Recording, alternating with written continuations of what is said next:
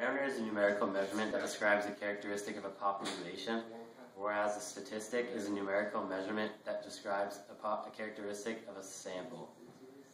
Quantitative data consists of numbers representing counts or measurements, for example, the weights of supermodels, so it deals with numbers, whereas qualitative data can be separated into different categories that are distinguished by non-numerical characteristics, for example, genders of pro athletes.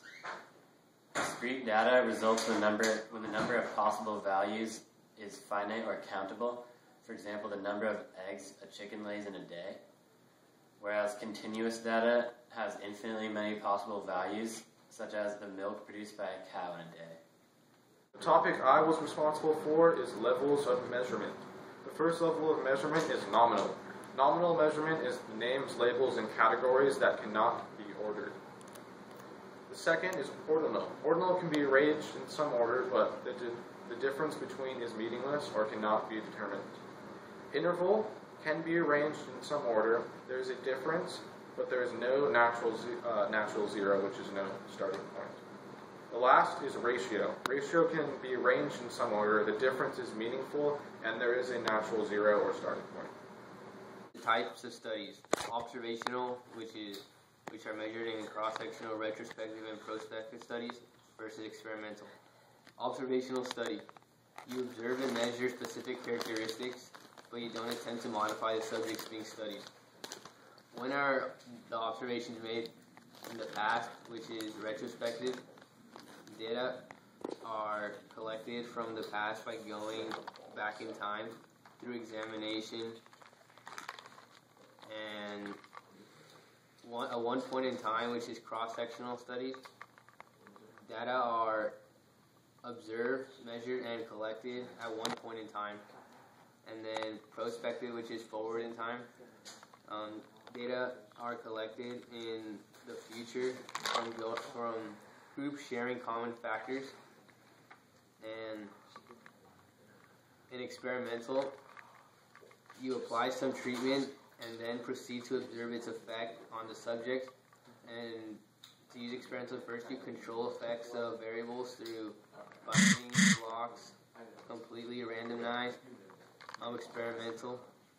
And the second way, then you do replication and then randomization.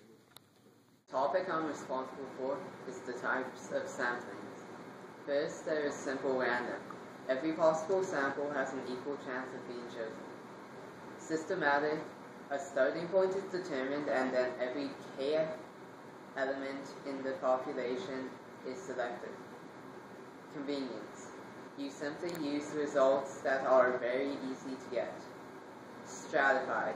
The population is subdivided into at least 2 different subgroups so that subjects within the same subgroup share the same characteristic. Then we draw a sample from each subgroup. Cluster.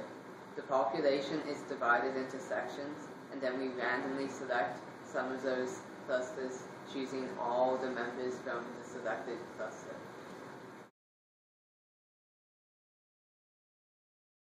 Okay, these are the 2 check for understanding questions in my section. 1, is this a parameter or statistic? A sample of households is selected and the average/mean of people per household is 2.58 people. Is this a parameter or statistic? It's a statistic because it's based off the sample, not a whole population. Okay, my second check for understanding question is this discrete or continuous? The mean weight of pennies currently being minted is 2.5 grams. This is discrete because it's a finite or countable unit, not indefinite. In my first example question, you must determine which of the 4 levels of measurement, nominal, ordinal, interval, and ratio, is most appropriate. Numbers on the shirts of runners. The answer is nominal. My question is, determine whether the following is observational or experimental. A group of students are given bright colored t-shirts which they agree to wear in an attempt to see if they get more compliments on their clothing, rather than wearing dull articles of clothing, which is black or white. To solve this, this is an experiment study because some treatment is applied and then proceed to observe its effect on the subject. My check for understanding question is this. In a Gallup poll of 1,059 adults, the interview subjects were selected by using a computer to randomly generate telephone numbers that were then called. The type of sampling that was used was random selection.